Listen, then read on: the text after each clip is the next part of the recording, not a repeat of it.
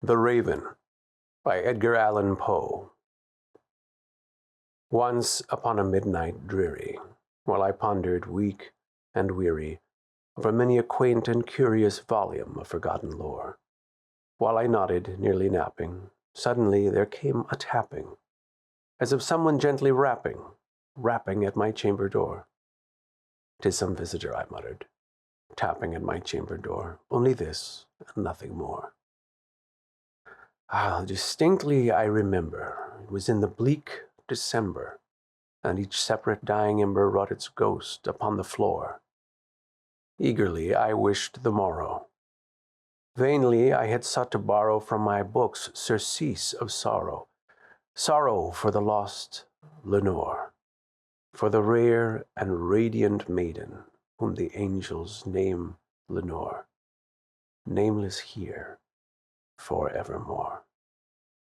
And the silken, sad, uncertain rustling of each purple curtain thrilled me, filled me with fantastic terrors never felt before, so that now, to still the beating of my heart, I stood repeating, "'Tis some visitor entreating entrance at my chamber door, some late visitor entreating entrance at my chamber door. This it is, and nothing more." Presently, my soul grew stronger. Hesitating then no longer, "Sir," said I, "or madam, truly your forgiveness I implore. But the fact is I was napping, and so gently you came rapping, and so faintly you came tapping at my chamber door, that I scarce was sure I heard you." Here I opened wide the door. Darkness there, and nothing more. Deep into that darkness peering, long I stood there, wondering, fearing, doubting, dreaming dreams no mortal ever dared to dream before. But the silence was unbroken, and the stillness gave no token, and the only word there spoken was the whispered word, "Lenore." This I whispered, and an echo murmured back the word, "Lenore." Merely this, and nothing more. Back into the chamber turning, all my soul within me burning, soon again I heard a tapping, something louder than before. "Surely," said I, "surely that is something at my window lattice. Let me see then what thereat is, and this mystery explore. Let my heart be still a moment, and this mystery explore. 'Tis the wind, and nothing more."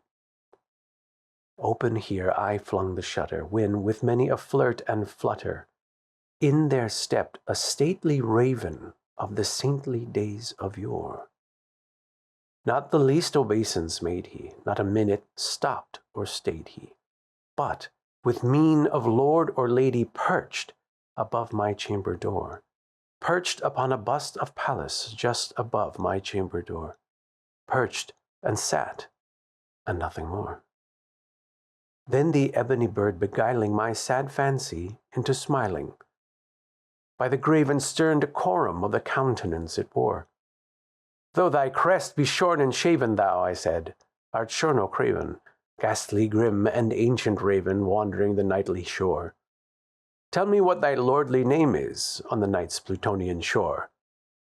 Quoth the raven, "Nevermore."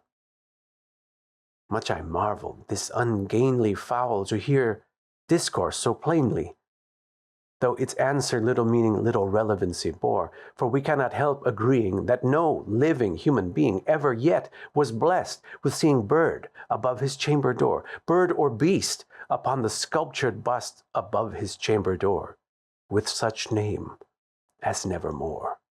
But the raven, sitting lonely on that placid bust, spoke only that one word, as if its soul in that one word he did outpour. Nothing farther than he muttered, not a feather than he fluttered, till I scarcely more than muttered, "Other friends have flown before, on the morrow he will leave me, as my hopes have flown before." Then the bird said, "Nevermore." Startled at the stillness broken by reply so aptly spoken, Doubtless, said I, what it utters is its only stock and store, caught from some unhappy master, whom unmerciful disaster followed fast and followed faster, till his songs one burden bore, till the dirges of his hope that melancholy burden bore, of never, nevermore. But the raven still beguiling all my sad soul into smiling, straight I wheeled a cushioned seat in front of bird and bust and door.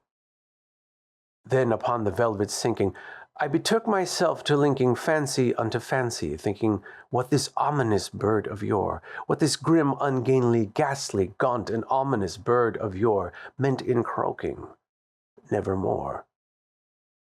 This I sat engaged in guessing, but no syllable expressing to the fowl, whose fiery eyes now burned into my bosom's core. This and more I sat divining with my head at ease, reclining on the cushion's velvet lining that the lamplight gloated o'er, but whose velvet violet lining with the lamplight gloating o'er, she shall press. Ah, nevermore. Then, methought, the air grew denser, perfumed from an unseen censer swung by seraphim, whose footfalls tinkled on the tufted floor.